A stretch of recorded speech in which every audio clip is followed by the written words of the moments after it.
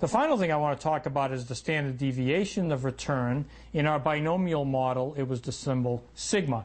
And at that time, I mentioned that sigma denoted the annualized return, or the annualized volatility of the annual return. So what I want to do in this section is talk a little bit about how one calculates that value. So imagine that we have continuously compounded return over a month. So this R is not an annual number. It's a period return. It's the actual return over a month. So what's the annual return? We just saw that we can add them up. That the return over a month is simply the sum of the returns, the return over a year, that is the sum of 12 monthly returns. That's just an implementation of this formula.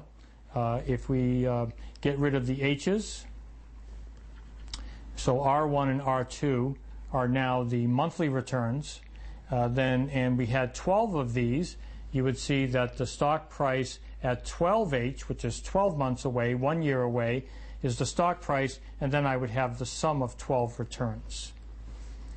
So the annual return is the sum of 12 monthly returns. So the variance of the annual is the variance of the sum. In order to calculate the variance of the sum, we need to make some assumption about the month-to-month R's. A typical assumption is independence, or at least a lack of correlation. If the month-to-month returns are uncorrelated, the variance of a sum is the sum of the variances. And we come up with this formula that the variance for a year is 12 times the monthly variance. And then we get the famous square root rule.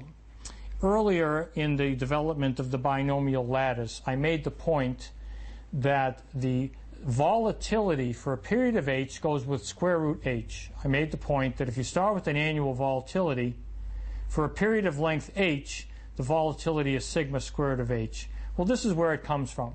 It comes from the observation that for uncorrelated monthly returns, the variance for a year is 12 times the monthly variance. Just doing the math, that tells you that the monthly standard deviation is the annual standard deviation times square root of a 12th, square root of H. So that's a rule we've been using throughout the binomial lattices, and this is the justification for it. The binomial lattice is based on this assumption of stock price returns having this property of uncorrelated period returns. So how do we estimate volatility? How do we estimate sigma? Well, we can't observe it directly, and I think many people are confused by this, but we have to remember that when we're using a sigma in an option pricing model, it represents the volatility of stock prices in the forthcoming period. It's a future volatility. There are many, many ways that we can look to the past and evaluate different measures of volatility.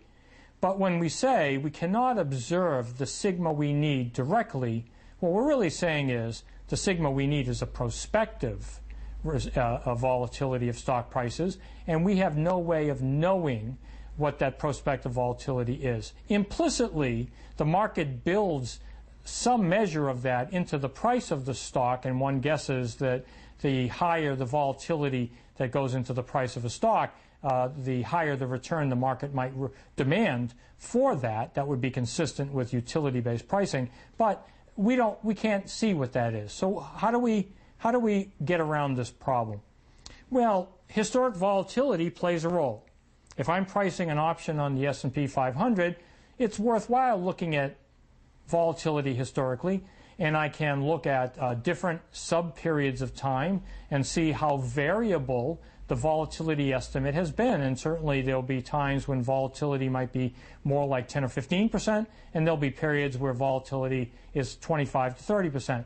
And that will give me some information about how to think about volatility in the future.